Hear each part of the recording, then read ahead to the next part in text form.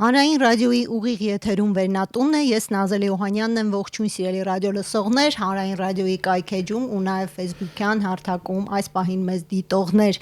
Երևանի պետական համալսարանում օրերս տեղի ունեցավ նշանավոր գիտնական, գրաքննադատ, քաղաքական ակտիվիստ, հետգաղութային ուսումնասիրությունների հիմնադիր Էդվարդ Սաիդի «Արևելաբանություն» գրքի հայերեն հրատարակության քննարկումը։ Այս գիրքը գրվել է անցյալ դարում 1978 թվականին եւ հիմնարար նշանակություն է ունեցել հումանիտար գիտությունների, նաեւ գրական գեղարվեստական ոլորտի հետազոտությունների համար, այն մինչև որս արդիական է եւ այսօր մենք խոսելու ենք թե ինչով է արդիական առհասարակ եւ ինչու է այն հետաքրքրում մեր մասնագետներին, գիտնականներին, արևելագետներին։ Զրուցակիցներս արվեստի պատմաբան Տիգրան Գրիգորյան եւ արևելագետ Արաբագետ Երևանի պետական համալսարանի արևելագիտության ֆակուլտետի դասախոս Մարիամ Էլմասյանն են։ Շնորհակալություն։ Բարև ձեզ։ Ինքն շնորհակալ։ Ըստ Սաիդի արևմուտքն է ստեղծել արևելքի կերպարը, չէ՞։ Այո։ Եվ այստեղ եւ ստեղծել է որպես իր հակապատկեր։ Այդպես է, այսպես ասած։ Ստեղծել նրան ըստ իր պատկերի եւ նմանության։ Կամ իրեն ավելի դիրքավորելու համար, այսինքն իրեն իր ինքնությունը առավել սենց հաստատելու համար։ Այո, եկեք նախ խոսենք թե ինչ է քննարկում գրադարանում եւ ինչու է կարեւոր հատկապես քննարկել այսօր Սաիդի այս հետաքրքիր այս շատ հիմնակարային, այսպես ասած, գործը հետազոտությունը։ Նախ ուզում եմ շնորհակալություն հայտնել կրկին անգամ հյուրընկալվելու համար։ Սա մեկ, երկրորդը ես կուզենայի առանձնացնել նաև այն աշխատանքային միջավայրը եւ խումբը, որ նախաձեռնել է այս կարևոր գործը եւ Սաիդի աշխատությունը թարգմանվել է հայերեն, իհարկե արևմտահայերեն, որը շատ կարևոր քայլ է նախ եւ առաջ գրական արևմտահայերենի զարգացման տեսանկյունից, գիտական լեզվի բազմակողմանի, այսպես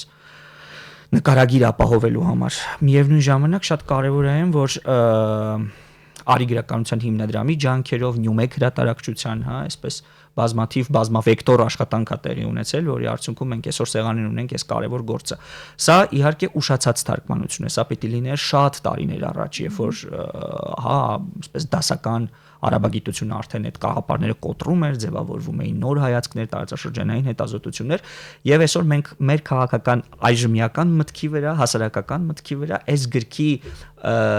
չթարգմանված լինելու բացը զգում ենք, որովհետեւ արևելքի հետ հարաբերվելու կարևորագույն գործերից մեկը Սաիդի այս աշխատությունն է, քրիստոմատիական արժեք ունի եւ ես կուզենայի առանձնացնել նաեւ, քանի որ խոսեցինք թարգմանության մասին, դրա բարդությունը, ծանրությունը, տերմինների թարգմանության կարևորությունը, որոնք իսկապես հարստացնում են մեր հասարակագիտական միտքը եւ մենք մեծ անհրաժեշտություն ունենք սա ընթերցելու, վերընթերցելու եւ սա երևի հասարակագիտական բնագավառի բոլոր հետազոտողների, աշխատողների, չգիտեմ, քաղաքական գործիչների, ով ինչով որ զբաղվում է, բոլորի սեղանի գիրքը պիտի լինի, որովհետեւ իսկապես շատ առանցքային նշանակություն ունի մեզնից արևելք, հարավ, մեր միջավայրը ինքներս մեզ հասկանալու համար նաեւ։ Բայց այդ ամեն ինչը մենք հասկանում ենք արևմտահայերենով։ Այո, սա շատ կարևոր է, արևմտահայերը դա ուզում եմ տեղեկացնել, որ հայերենն է, ոչ մի որքան էլ այո, դա հայերեն է։ Բայց պիտի նաեւ նշենք, որ արևմտահայերենին այսպես շատ մեծ լսարան չունի։ Ես կարծում եմ, որ կարիք կա, ինչ որ առումով կամրջել այս երկու, ոչ թե հակադրել իրար, դարձնել իրար ամերժ, այլ դարձնել փոխ լրացնող, որովհետև արևմտահայերենն իր հարուստ մտածողությամբ, ստեղծագործականությամբ բազմաթիվ հնարավորություններ ունի ժամանակակից գրական արևելահայերենին հարստացնելու եւ մատակարարելու համար այդ նյութով։ Տիգրան, արդյոք այդտեղ դուք խորհրդանշական ինչ-որ բան չեք տեսնում։ Տեսնում եմ։ Հետաքրքրությունն իհարկե եւ թարգմանության պրոֆեսիոնալիզմը նաեւ նկատի ունենալով, նաեւ կարողությունները, որովհետեւ թարգմանական գործ նախաձեռնելու համար պետք է նախ եւ առաջ այդ կարողություններն ունենալ, լեզվի տիրապետման այդ խորությունն ունենալ, եւ սա շատ կարեւոր է։ Գիրքը իմիջիալոց հենց անգլերենով է լույս տեսել, հետագայում թարգմանվել է, քանի կարծեմ 30-40 լեզվով։ 48-50, 48-50, այսինքն այս տեսակ բացառիկ արժեք ունի Եվ դրա համար եմ ասում, մենք տասնամյակներով ուշացել ենք եւ բազմաթիվ իմիջիայլությունում ասել այդպիսի գործեր կա, որոնք թարգմանությանը օրհասական նշանակություն ունի, որովհետեւ մենք թարմանանք, որպեսզի մենք գանք ժամանակակից աշխարհ։ Եվ ի վերջո դրսում 21-րդ դարն է, այսինքն պետք է հասկանալ ինչա կատարվում։ Մարիամ, իսկ ինչու է կարևոր քննարկել այսօր այս գործը։ Շնորհակալ եմ ձեզ հրավերի համար եւ եւս մեկ անգամ ուշադրություն հրավիրելու արևելքի հանդեպ, արևելագիտության հանդեպ, սա շատ կարևոր նախաձեռնություն է։ Կարևոր է նրանով, որ ինչպես Տիգրան նշեց կամ դուք ձեր խոսքում ներկայացրիք, Սաիդի հիմնական թեզն այն է, որ արևելքը դիտարկում է որպես իշխանությամբ ձևավորված գիտակարգ եւ ներկայացնում է իր գիտական համակարգի ուսումնասիրություն համակարգում որպես էկզոտիկ հետամնաց պատմական զարգացման գործընթացներից դուրս մի աշխարհագրական տարածք, ինչը այդպես չէ եւ մենք պարտավոր ենք որպես հասարակություն նաև ես չեմ խոսում նաև գիտական հանրույթի մասին սա դառնա ավելի հանրայնացվի այս գրքի հիմնական թեզը որպեսզի կարողանանք ճիշտ հայացք ձևավորել արևելքի նկատմամբ եւ կարեւոր է այն հիմնական թեզը թե ով է խոսում արևելքի մասին այսինքն արևելքցին չի խոսում այլ խոսում է եվրոպացին սա շատ կարեւոր եւ Սաիդը այդ փոխանցում է Սաիդի գրքով փոխանցվում է այսպես ասած խոսքը արևելքցուն եւ արևելքը սկսում է խոսել սա շատ կարեւոր է կարծում եմ Ինչով է առանձնահատուկ այս գիրքը եկեք այդ մասին էլ խոսենք քանի որ գիտենք որ Սաիդը լինելով արևելքցի կրթություն է ստացել արևմտյան միջավայրում եւ այնտեղի այսպես գործիքակազմով է կարելի ասել մոտենում նաև գիտական մեթոդներով այո շատ կարևոր է որ այս գրքը գրքի արդյունքում ձևավորվեց հետ գաղութային ուսումնասիրությունները որպես գիտակարգ եւ սկսեցին ուսումնասիրել արևելքը գաղութային քաղաքականության ազդեցությունը մշակույթի, ինքնության, մարդկային հարաբերությունների, գաղափարների, այսինքն գաղութացված ժողովուրդների, այսպես գիտակցության վրա։ Դա շատ կարևոր նոր ուղղություն, նոր հայացք ձևավորեց գիտության մեջ, այսինքն հումանիտար գիտության մեջ նոր հայացք էր, այսինքն գրեթե հեղափոխական հայացք, երբ նախկին մոտեցումները, մեթոդաբանությունը, որոնք գործում էին դիտարկելով հիերարխիկ հարաբերություններ մշակույթ, այս կամ այն մշակույթ ուսումնասիրելու համար, այսինքն ես ուզում եմ ասել, որ Սաիդի գիրքը դա կարծես թե մեթոդական մոտեցում էր այն առումով, որ դա ոչ միայն վերաբերում էր արևելքն ուսումնասիրելու, այլ մշակույթ, այլին ուսումնասիրելու հորիզոնտալ հարաբերություններում։ Ի վերջո օրիենտալիզմը, օրիենտալը դա այլի մասին է։ Այո, այլին, այսինքն մեզնից այլին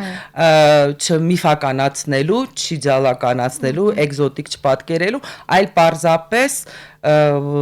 կարողանալ հորիզոնտալ հարաբերությունների մեջ հայտնվել ուսումնասիրության փոխհամարժեքություն ստեղծել։ Այո հետաքրքիր է որ միտքը իհարկե բանանելով, հա, շարունակելով ասեմ, խնդիրը այն է, որ իհարկե Սաիդը գրականագետ է, սա շատ կարևոր է։ Պատմաբանները պատմությունն ուսումնասիրելու մեթոդաբանության տեսանկյունից շատ ավելի կաղապարված են, որովհետև պատմաբանները ավելի շատ ուշադրություն դարձնում են սկզբնաղբյուրի եւ արկա իրողության օբյեկտիվ քննությանը եւ պատմական տեսական գաղափարներին, այսինքն թե ինչ գաղափարի մեջ է դա տեղավորվում։ Նա լինելով գրականագետ լրիվ ուրիշ մեթոդ է որդեգրում եւ սրանով այս գիրքը շահեկան եւ արդիական։ Հետաքրքիր է գտվա որ ժամանակաշրջանը որ ինքը ուսումնասիրում է բան արդեն մնացել է պատմական անցյալում Սիլվեստր Ստասը երևի 200 տարի արդեն մեռել է չկա բայց այն ինչ որ նա գնահատում է իր գրքի մեջ որպես կարևորագույն նվաճում հենց բուն արաբերեն լեզվի եւ իսլամագիտության ուսումնասիրման բնագավառում շատ առանցքային է եւ հենց գրականագետին է վիճակված երևի նայելու կամ ուսումնասիրելու կամ ցույց տալու են ինչը որ սովորական պատմաբանը կամ լեզվաբանը դա չէր կարող նկատել սա շատ կարևոր է որովհետեւ նրա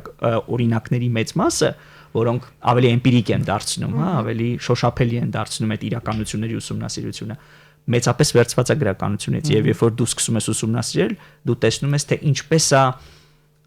արևելքը արևմտյան գրականության մեջ գտնում իր արտացոլումը։ Այդ հայելու էֆեկտն է։ Մի բան, որ ինքը գիտության մեջ իսկապես երկրաշարժ արեց։ Եվ դա այդտեղից հենց եղավ այն, որ ինքը տարածվեց նաև արվեստի ոլորտում։ Բնականաբար, եւ ինքը իր միջոցով հերու մի գնացեք, նույն խնդիրներին մենք ենք առնչվում։ Ու շատ իր նայեք Սուրենյանցի կյանքին, օրինակ, ինչ եք հերու գնում։ Այն կյանքը, որ այո, Վարդգես Սուրենյանցի մասին է խոսքը, ինքը կլասիկ օրիենտալիզմի մտածողության, այսպես կարկառուն ներկայացուցիչ է, ինչպես ռուսների մեջ Վիրիշյագինը, չգիտեմ, շատերը կան, բազմաթիվ արվեստագետներ կան, որոնք տարված էին, եւ սա այս ժամանակաշրջանի իշխող գաղափարներից մեկն է։ Արևելքը բացվում է իբրև նոր աշխարհ։ Իսկ Սուրենյանցը այդ կաղապարների մեջ էր ստեղծագու, այսինքն մոտեցում արևելքին այդ կաղապարների մեջ էր։ Բնականաբար, նա չէր կարող դուրս լինել, որովհետև կրելով ռուսական կայսրության եւ սովորելով, հա, գերմանական կայսրության բարձրագույն դպրոցները ավարտելով, փայլուն կրթություն ստանալով, նա եւ սա գնահատականի խնդիր չի, դա լավ կամ վատի խնդիրը չի, այլ այն մտածողությունն է եւ ավարտելով Լազարյան ճեմարանը, փայլուն տիրապետելով պարսկերենի, հա, այս մարդը այդ ժամանակաշրջանի տիպիկ արտացոլումն է եւ Սուրենյանցն այն բանալին, որը մեզ թույլ է տալիս ուսումնասիրել ազգային արևելագիտության դպրոցը, հասկանալու համար թե մենք ինչ ունենք։ Հետաքրքիր է։ Ես ուզում եմ նաև խոսենք, թե մենք որտեղ ենք գտնվում այս երկուսի միջև, որովհետև սիրում ենք, չէ՞, մեզ անվանել կամուրջ քաղաքակրթությունների միջև։ Այդպես էլ կա։ Այդպես էլ կա։ Եվ այդպես էլ կա։ Եվ հետաքրքիր է սա արդյոք իրական կարգավիճակ է, թե հենց այն էկզոտիզացման, այսպես ասած, դրսևորումն է, որը հենց զգուշացնում էր Սաիդը ինչ որ իմաստով։ Ես կարծում եմ, որ հա որպես կամուրջ դա իրական է, երևի դու եք հետո։ Այո, որպես կամուրջ իրական է, բայց այն ինչպես նաև մեզ ընկալում է արևմուտքցին, մենք նույնպես կիսում ենք այդ օրիենտալիստական հայացքի մի մասը։ Այսինքն մեզ նույնպես դրսից եվրոպացին դիտում է որպես ամորֆ, այսպես աշխարհագրական գործընթացներից քաղաքակրթական եւ այսպես քաղաքական գործընթացներից դուրս մենք այդպես մեզ չենք դիտարկում։ Դա հարցի մյուս կողմն է, բայց շատ կարևոր է թե ձեզ ինչպես է դրսից գնա։ Այո։ Բայց գիտեք հետաքրքիրն այն է, որ մեզ դա դուր է գալիս, որովհետեւ երբ գալիս են, ասենք, անգլիացին կամ իտալացին կամ եւ ասում են դուք շատ լավ ժողովուրդ եք հյուրընկալ, այստեղ մենք դրա նրբությունը չենք ընկալում, որ ինչ է շակում հյուրընկալ, մենք դրանից շատ sense հպարտանում ենք եւ ասում, օ, շատ լավ է, կգան մեզ մոտ շատ։ Այդ դա մեր մտածելակերպի հենց դրսևորումն է, գաղութացված մտածելակերպի, որտեղ մենք էլ ենք կրում այդ մտածելակերպը։ Ինչ է նշանակում դուք շատ լավ ժողովուրդ եք հյուրընկալ, ինչ են ուզում մեզ հաղորդել դրանից։ Դրանից ավել ոչ մի բան չեք։ Ինչպես սահմանափակվեք դրանով։ Այսինքն մենք կգանք ձեզ մոտ։ Եկեք սահմանափակվենք դրանով։ Այսինքն բայց դրանից մենք հպարտանում ենք եւ նույն եւ գիտեք խնդրեմը որն է, որ նաեւ մենք դրանով հպարտանում ենք եւ այլ ժողովուրդներին, այլ մշակույթ կրողներին, այսինքն արևելքի այլ այսպես հնագույն պատմություն ցեղ ժողովուրդներին նույնպես նայում ենք վերևից, ասինքն հնդիկներին, պարսիկներին։ Այսա մի հատ հետաքրքիր է, այսպես թակարդի պես մի բան է։ Դու չես մեզանից ներողություն, մեզանից արևել գտնվողների մենք էլի նույն արևելքի, այո, լինելով արևելքում, շատ ճիշտ նկատեցիք։ Բացառիկ բան է, ֆենոմեն է, լինելով արևելքում արևելքին նայել որպես արևմուտք, իմիջիայլոց այդտեղ բանալին երևի նաև այնա, որ մենք արևելաքրիստոնեական քաղաքակրթության մեծ արիալի մաս ենք կազմում եւ քրիստոնեությունն են բանն է, հա, հիմնական ուղին է, որը մեզ մոտեցնում արևմուտքին։ Այո։ Մեր արևմուտքի հետ հարաբերմամբ եւ մենք քանի որ մեծ իմաստով նաև թարգմանաբանական մշակույթ ենք, նաև թարգմանական, հա, քաղաքակրթության մաս ենք կազմում։ Այս իմաստով մենք բան ենք արևմուտք ենք, այո, եւ հետաքրքիր է, որ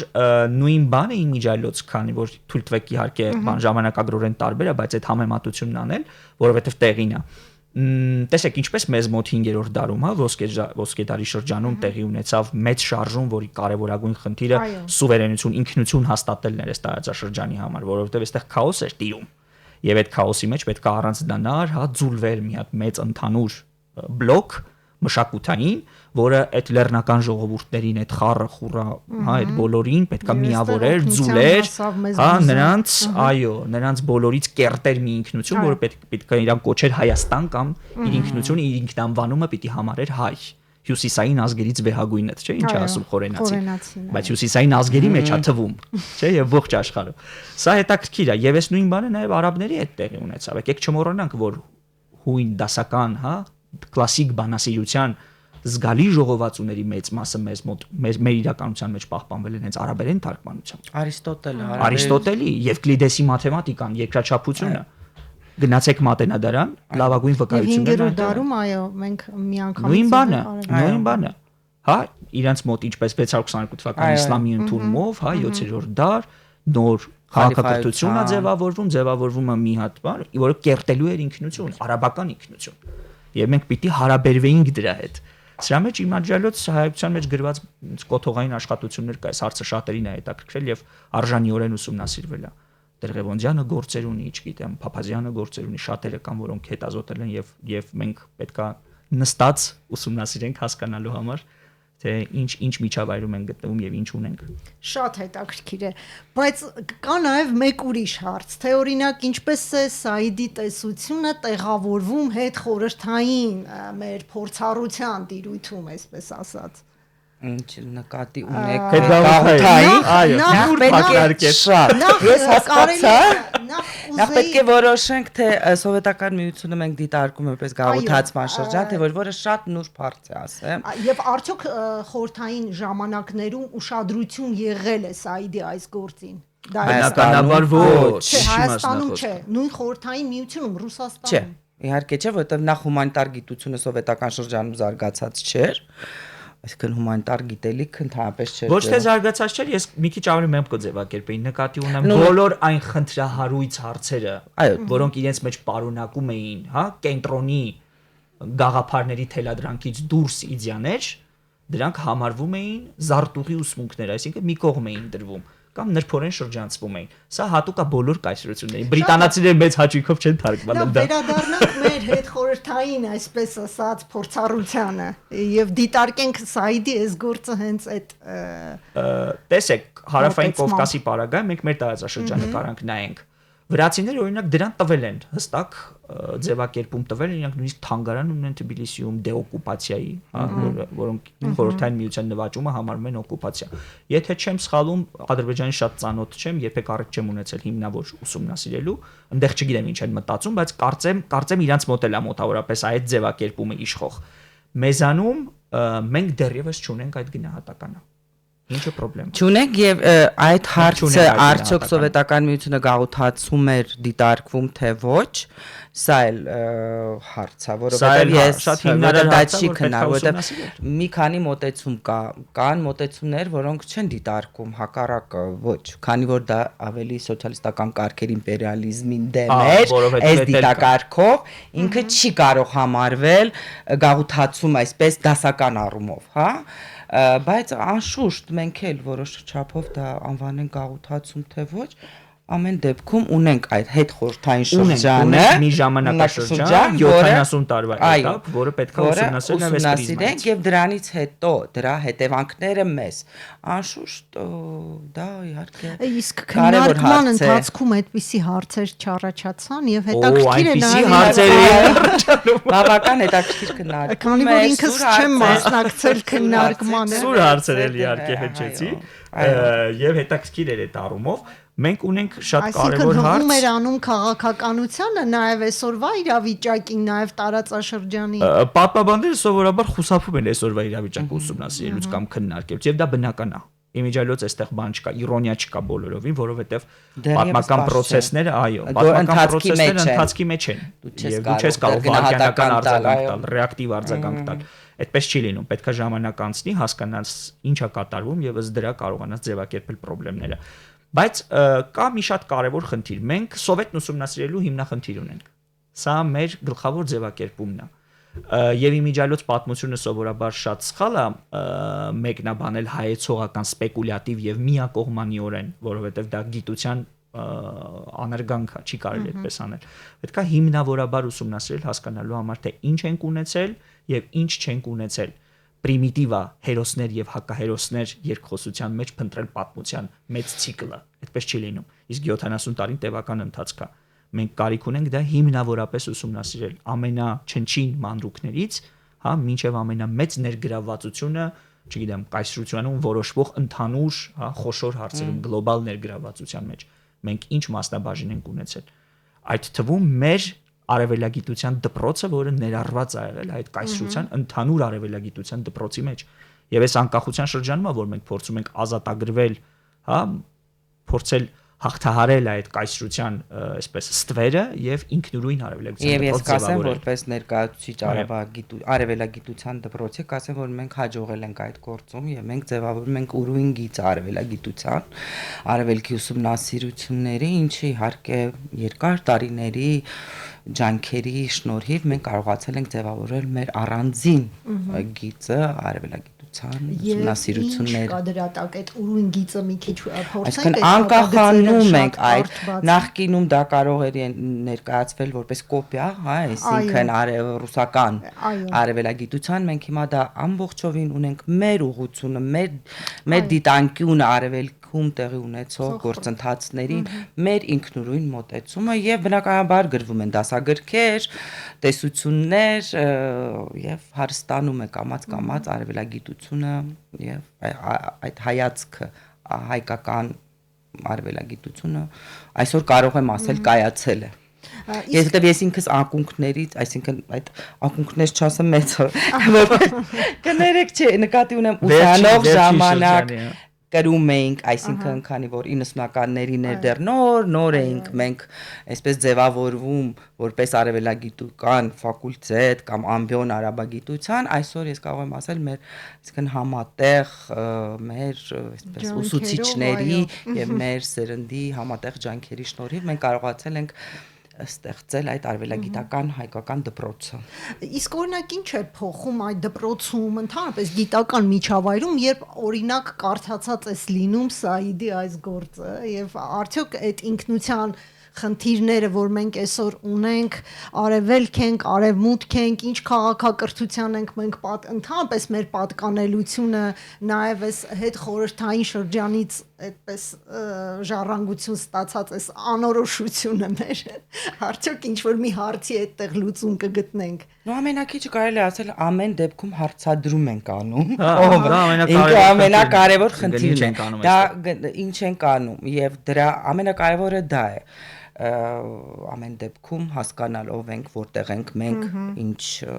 դիրքերում ենք, հա, սա ամենակարևորն է։ Իսկ որպես մասնագետ կամ մեզ մոտ ուսանողներ են գալիս, որոնք պատկերացում չունեն արևելքի մասին կամ ունեն այդ կարծրատիպային պատկերացումները արևելքի հետամնաց լինելու եւ նրանք սովորելով կարողանում են մոտենալ իրական գիտելիքին։ Ուսումնասիրել լեզուն, որը շատ բավական մեծ հնարավորություն է տալիս ծանոթանալ լեզվամտածողությանը, մշակույթին, ուսումնասիրել գրականությունը, կրոնը, դրանով հանդերձ մոտ լինելով, Սաիդի գիրքը հնարավորություն է տալիս անաչառ մոտենալ, այսինքն ձերբազատվել այդ կարծրատիպային մոտեցումներից եւ հայացքը այսպես ազնիվ հայացքով ուսումնասիրել իրենց օբյեկտը։ Սայդի ասացի գլխավոր եւ ամենակարևոր խնդիրներից մեկն էր, որ ինչ էր ասում մեծ իմաստով որպես փիլիսոփա ինչ ասում, ասում է դե մարդը ամենտեղ եւ ունի նույն խնդիրները։ Սա է։ Պետք չէ լի սև տենց մուտսենյակում սև կատում անգալ։ Ասածը հենց դրան է վերաբերում եւ ասում է, երբ որ դուք եվրոպացիներն այդ ինչ որ բան մտածում եք, այդ նույն բանից նաեւ մտածում են արևելքում։ Նույն խնդիրն է։ Եթե ձեզ թվում է, որ դուք ինչ որ բան տենց շատ խորաթափանց ձևով մտածել եք, որ կարելի է ինչ որ մեկին խաբել, հա, նրանք խաբելու վարպետ են։ Եթե դու որոշել ես առևտուր անել արևելքի հետ եւ որոշել ես գցել քո բանին, պարտներին, հա, նրա հետ որ գործարքի ես գնացել, ապա դրանից իրենք էլ կարող են անել եւ շատ ավելի հմուտ ձևով։ Այսինքն որպիսի չգնաս այդ հակադրությանը, որպիսի չգնաս այդ ներքին, հա, արճակատմանը, շատ կարեւոր է հասկանալ թե իրանք ինչպես են մտածում։ Եվ սա շատ կարևոր բան է, պետք է եւ չթերագնահատել, այլ պետք է հասկանալ, հարաբերվել, չգիտեմ, սովորել լեզուն, փորձել հնարավորություններ ստեղծել, շատ տեսնել, շատ հնարավորություններ ստեղծել, որպեսզի այդ կամուրջը հաջողվի։ Եվ սա շատ կարևոր է, որովհետև այս տարածաշրջանում ապրելու համար դու չես կարող քո հարևաններին չճանաչել։ Եվ Ֆինլանդիան մի նախագահ ուներ, որին ես շատ եմ սիրում, Ուրհո Կյոկենեն։ Գիտեք ինչ էր ասում, ասում էր հիմար են բոլոր նրանք, ովքեր բարեկամներ փնտրում են հեռվում, իսկ թշնամիներ հարևանների մեջ։ Մեր մասին էր։ Որովհետև մենք ու Ֆինլանդիան շատ նման անտառներն են քիչ ուրիշ, անտառներն են մի փոքր այլ։ Իսկ հնարավոր է արդյոք այսօր լինել օբյեկտիվ հետազոտող յուրաքանչյուրը ձեր ոլորտում եւ առանց քաղաքական դիրքորոշման,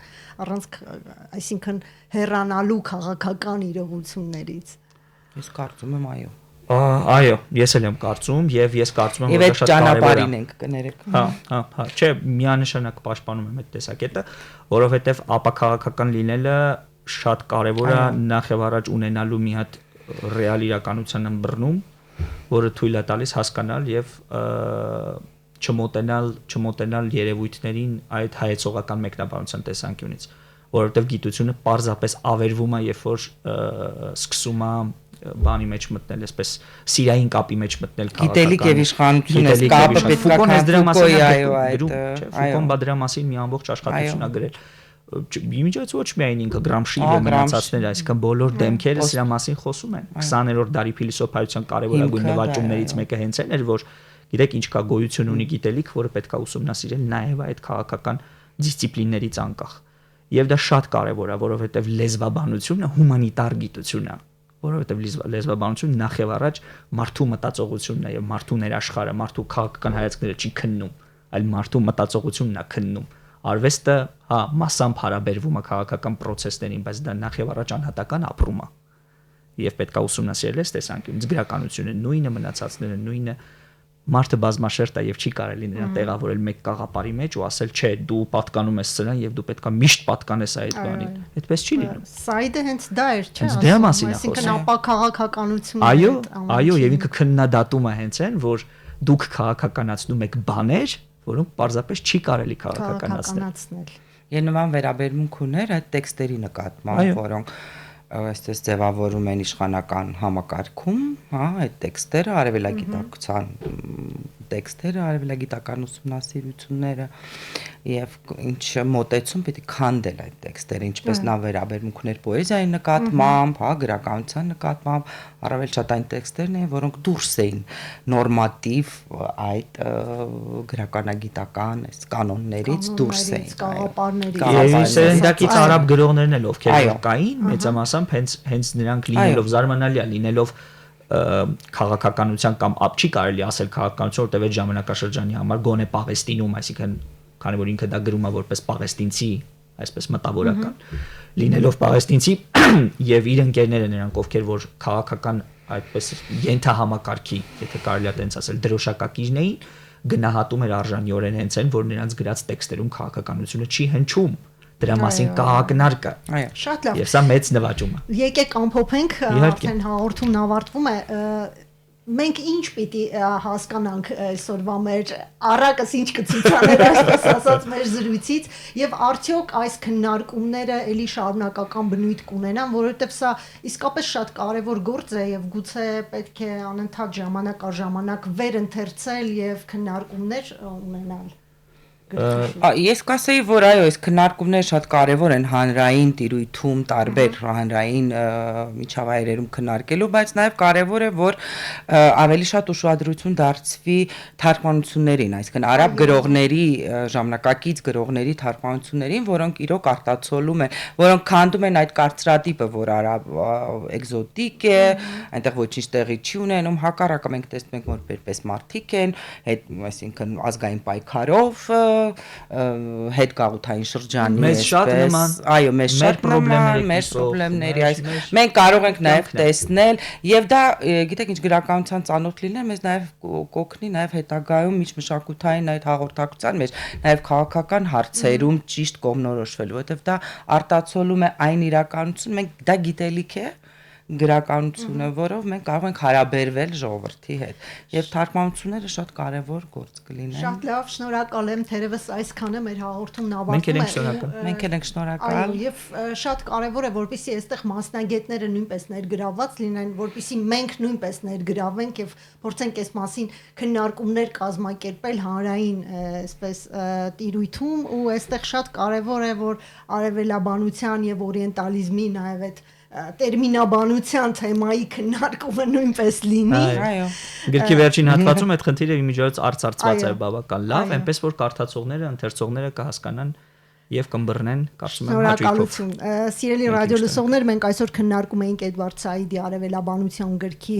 հայերեն հրատարակության քննարկումը, այսպես ասած, իսկ իմ զրուցակիցները արվեստի պատմաբան Տիգրան Գրիգորյանը եւ արաբագետ Մարիամ Էլմասյանն էին։ Զրույցը վարեց Նազելի Օհանյանը, կհանդիպենք։